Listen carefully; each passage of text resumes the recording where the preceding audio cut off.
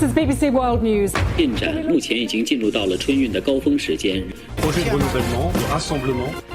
나라방 뉴스 살펴봅니다. 웨싱캐스터 전주현 씨, 안녕하세요. 네, 안녕하세요. 네, 자 아프가니스탄으로 가봅니다. 네. 2001년에 시작된 미국과 아프가니스탄의 전쟁. 현지 시각으로 8월 30일. 20년 만에 끝났습니다. 그렇습니다. 미군의 마지막 수송기가 아프간 현지 시각으로 30일 밤 11시 59분에 카불의 하미드 카르자이 국제공항에서 이륙했습니다. 이에 따라서 2001년 알카에다의 9.11 테러에서 촉발된 미국과 아프간 전쟁이 20년 만에 공식적으로 종료됐는데요. 이륙 시간 기준으로 보면 미국이 그동안 철군 시한으로 정했던 8월 31일보다는 하루 앞당긴 셈이긴 합니다. 네. ISK의 추가 테러 가능성 같이 지금 현지 상황이 위험해지니까 보안을 유지한 채 아프간에서 하루 앞서서 철수를 하게 됐습니다. 미국은 대피작전이 본격화된 지난달 14일 이후 12만 3천 명이 아프간을 탈출했고 이 중에 미국인이 6천 명이다. 100명에서 200명 정도의 미국인이 탈출을 원했지만 시간 내에 공항에 도착하지 못해서 아프간에 남겨졌다. 이렇게 설명을 했습니다. 네. 지금 블링컨 미국 국무장관은 아프간 주재 미국 대사관을 카타르 도하로 옮겨서 아프간과 협의해서 남은 사람들의 대피 문제를 다루겠다. 이렇게 밝혔는데요. 하지만 지금 ISK 같은 탈레반에도 적대적인 세력들의 위협이 지금 이어지고 있기 때문에 앞으로 대피가 잘 이루어질지는 좀 불확실한 상황이고요. 그렇죠. 그리고 이제 바이든 대통령이 이제 철군 이후에 처음으로 오늘 새벽에 이제 성명을 발표했는데요. 네. 자신의 선택은 불가피했다. 이것은 미국인의 이익을 위한 것이었다. 이 점을 좀 강조해서 설명을 했습니다. 그리고 미국인 구출에는 마감 시한이 없다. 이런 얘기를 내놨습니다. 20년이나 진행된 네. 전쟁이에요. 사실 우리한테는 그렇게 크게 와닿지는 않았었는데 네. 지금 이 아프간 전쟁이 마무리된 시점에서 보면은 그 아프간이 우리와도 관련이 있고 네, 네. 전 세계적으로 지금 굉장히 큰 영향을 미치는 네, 곳이었구나라는 생각이 듭니다. 네. 그래서 20년간 진행된 아프간 전쟁을 좀 정리를 해보면 좋겠어요. 네네. 이 아프간전이 9.11 테러의 배후로 지목됐던 알카에다의 수장 오사마 빈 라덴을 인도해달라라는 미국의 요구를 당시에 아프간 정권을 잡고 있던 탈레반이 거부를 하니까 미국이 동맹국들과 함께 아프간을 침공하면서 시작이 된 전쟁입니다. 네. 그래서 2001년에 시작이 돼서 2021년 8월 30일자로 끝나게 됐는데 이게 미국 역사상 최장 기간의 전쟁으로 기록이 됐습니다.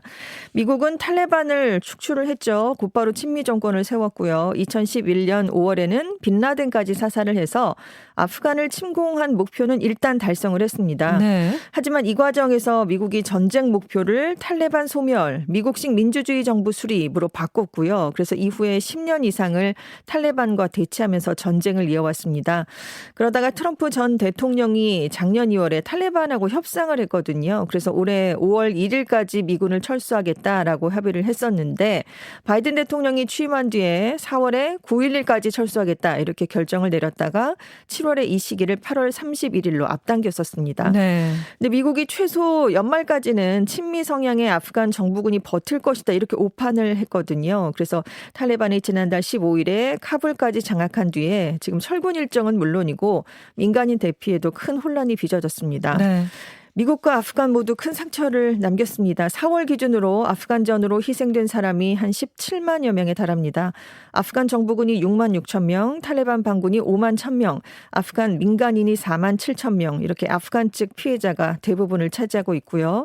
미군도 2,400여 명이 숨졌습니다. 그리고 미국 정부와 계약을 했던 요원 3,800여 명, 나토 등 동맹군 1,100여 명 이렇게 미국과 서방 국가도 적지 않은 희생을 치렀고요. 네. 특히 미국의 전쟁 비용이 1조 달러, 우리 돈으로 약 1,165조 원에 달한 것으로 집계가 되고 있는데 결국 이렇게 돈을 투자를 했지만 아프간 경제 재건을 이끌어내지 못했습니다. 그리고 막판 대피와 철수의 혼란이 굉장히 크게 빚어지고 ISK의 테러까지 이어지면서 철군 마무리를 잘 하지 못하는 모습을 남겼습니다. 네, 네. 그리고 애초에 그 목표로 삼았었던 탈레반 소멸 네. 달성하지 못한 것이기도 그렇죠. 하고요. 네.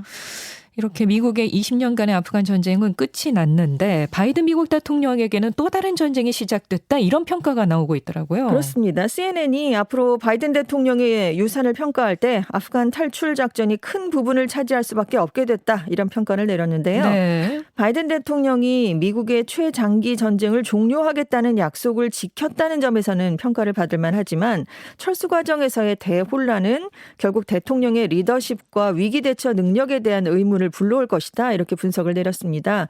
당장 지금 미국 정치권이 9월에 회기가 시작되면 철수 과정에서 빚어진 혼란의 책임을 규명하기 위한 청문회를 개최할 예정이거든요. 네. 공화당은 내년 중간 선거를 앞두고 아프간 사태를 바이든 정부의 최대 실정 사료로 부각을 시키면서 지금 공화당 일부 의원들은 바이든 대통령의 하야, 탄핵까지 거론을 하고 있습니다. 그리고 민주당 일부에서도 책임 규명이 필요하다. 그래서 우선 블링컨 국무장관 아니면 설리번 백악관 국가안보보좌관을 경질해야 하는 게 아니냐 이런 얘기가 나오고 있고요. 네. 지금 바이든 대통령으로서는 미군 철수를 완료하긴 했지만 그렇다고 아프간 문제를 앞으로 완전히 외면할 수 있을 것인가 그러기 어렵기 때문에 외교력, 동맹 간 리더십 등을 시험할 새로운 변곡점을 맞았다 이런 얘기가 나오고 있는데요. 왜냐하면 탈레반을 아프간의 정식 정부로 인정을 할 것인지 이것도 문제가 남아있고 그렇죠. 탈레반이 인권을 유린하면 그럼 어떻게 대처를 할 것인가 이렇게 미국을 시험할 과제들이 남아있다는 거죠. 네. 그리고 이제 남겨진 아프간인들에 대해서 탈레반의 보복이 현실화되면 이들을 구출하지 못하고 철수한 미국에 대해서 도의적 책임론 또 국제사회의 비난이 잇따를 수밖에 없습니다. 네. 그래서 지금 리더십과 신뢰도에 큰 타격을 입은 바이든 대통령이 앞으로 국내 정치에 집중하면서 돌파구를 찾지 않겠느냐 이런 전망이 나오고 있는데요. 전통적으로 미국 유권자들에게 외교 정책이 큰 관심사가 아니었기 때문입니다. 그래서 지금 바이든 행정부는 1,300조 원 규모의 인프라 법안 통과 또 미국 내 코로나19 확산을 막는 데 집중할 것으로 보이는데요. 이 두 가지 목표를 달성하게 되면 6개월 후에는 아프간 문제보다 미국인들에게 이 국내 문제가 더 큰 의미가 될 것이다. 이런 전망이 나오고 있습니다. 네, 그렇군요. 이 탈레반은 미군의 철수를 환영했는데 탈레반 앞에 놓여진 과제도 만만치 않은 상황이죠. 그렇습니다. 미군의 완전한 철수를 미군이 나가자마자 자축을 했죠. 탈레반 대변인이 마지막 미군이 자정에 카불 공항을 떠나서 우리나라는 완전한 독립을 얻었다. 승리는 우리 모두의 것이다. 이렇게 얘기를 했습니다. 네. 그리고 미국을 비롯해서 세계와 모두 좋은 외교 관계를 맺고 싶다. 이렇게 강조를 했는데요. 근데 지금 반 탈레반 저항군이 지금 북부 판지시르 산악 지역을 장악을 하고 있는데 여기를 제외한 아프간 전역을 탈레반이 차지한 상황입니다. 그래서 이슬람 율법인 샤리아법을 기반으로 한 새 정부 구성을 한두 주 내에 발표할 전망인데요. 근데 국제사회의 신뢰도 회복해야 하고 인력난, 경제난 이렇게 해결해야 될 과제가 많습니다. 왜냐하면 탈레반 대원이 10만 명이 안 되거든요. 네. 근데 아프간 인구는 한 4천만 명에 달하고 있습니다.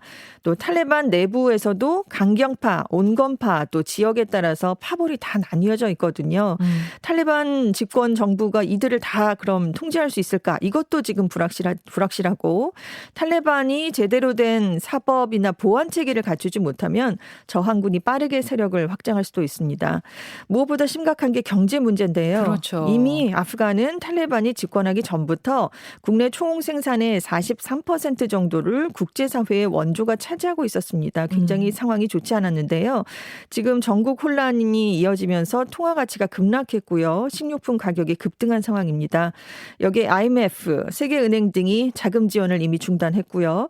10조 원이 넘는 아프간 정부의 자금도 지금 미국 연방준비제도, 국제결제은행, 세계은행 등에 묶여있기 때문에 탈레반의 통치 자금이 넉넉하진 않은 상황입니다. 또 인구의 절반은 식량난을 겪고 있거든요. 네. 그래서 이제 국제사회에서 탈레반이 정상국가로 인정을 받기 위해서 20년 전 같은 폭정을 하진 않겠지만 이란이나 사우디 같은 다른 이슬람 국가보다는 훨씬 더 엄격하게 통치를 할 것이다. 이런 전망이 나오고 있는데 이 경우에 탈레반을 경험하지 않은 젊은 세대들이 이걸 받아들일 수 있을 것인가 이게 관건으로 지금 지목이 되고 있습니다. 예. 그리고 또 뭐 ISK라든지 네. 이런 또 극단주의 위협의 세력. 네. 예, 요소들도 존재를 하고요. 그렇습니다. 예, 앞으로도 이 아프가니스탄은 좀 걱정이 네. 많은 네네. 지역이 되겠습니다. 그렇습니다. 자, 프랑스 파리시가 시내 대부분 지역의 차량 속도를 시속 30km로 제한했죠. 그렇습니다. 도심 내 최고 속도를 기존의 50km에서 시속 30km로 제한하는 구역을 지금까지는 한 60% 정도에 해당이 됐었는데 도심 전체로 확대를 했습니다. 다만 외곽순환도로 샹젤리제 같은 일부 도로만 30km 속도 제한에서 제외가 됐는데요. 왜냐하면 환경오염과 소음공해를 줄이겠다라는 이달고 시장의 의지가 반영됐기 때문입니다. 네. 작년 말에 여론조사를 해봤을 때도 시민들의 59%가 속도 제한을 지지했던 것으로 알려졌는데요. 지금 유럽의 여러 도시들에서 이렇게 차량 속도 제한으로 환경 문제에 대응하는 실험이 벌어지고 있는데 뭐 배달을 하고 계신 분들, 택시 기사들 사이에서는 불만의 목소리도 함께 나오고 있습니다. 네. 지금까지 외신캐스터 전주현 씨 고맙습니다. 네, 감사합니다.